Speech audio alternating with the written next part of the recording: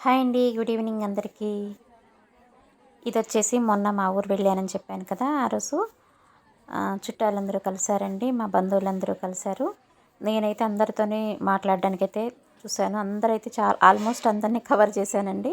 అందరి దగ్గరికి వెళ్ళైతే పలకరించాను. వీళ్ళందరూ కూడా మా అమ్మ వాళ్ళ ఊరు నుంచి వచ్చారు వీళ్ళు ఇక్కడున్న వాళ్ళైతే.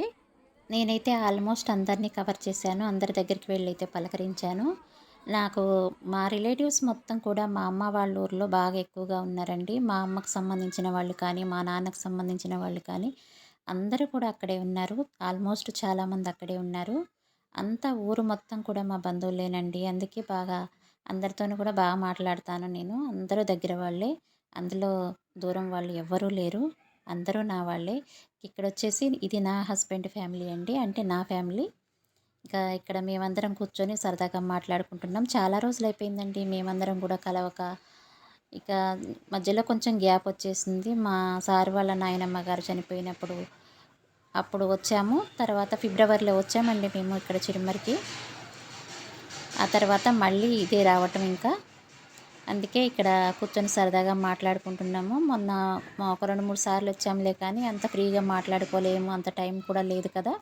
ఇంకా అందుకే ఇక్కడ నలుగురం కూర్చొని మాట్లాడుకుంటున్నాము. ఇంకా అంత ఫ్రీగా కూడా ఎక్కువసేపు మాట్లాడుకున్నట్లు కూడా నాకైతే ఏం అనిపించలేదండి. ఎందుకంటే ఇంకా ఇంకా బాగా మాట్లాడుకుంటాం అందరం కూర్చున్నప్పుడు. ఇంకా అంతలా మాట్లాడుకున్నట్టు కూడా నాకు సాటిస్ఫాక్షన్ అయితే అనిపించలేదు. ఏదో కాసేపు అలాగా మాట్లాడుకున్నట్లుగా అనిపించింది.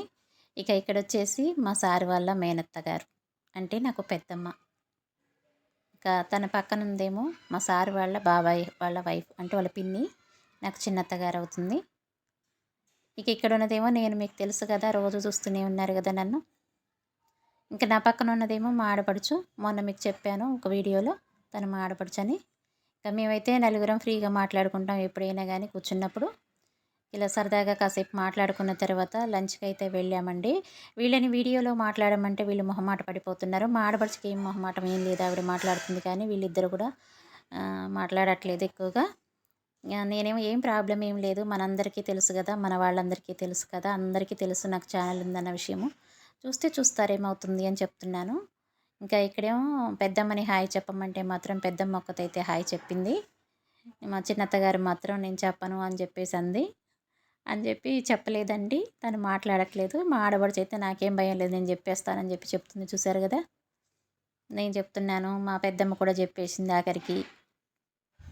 ఇలా సరదాగా ఒక చిన్ని వీడియో రూపంలోకైతే మీ ముందుకైతే తీసుకొచ్చాను.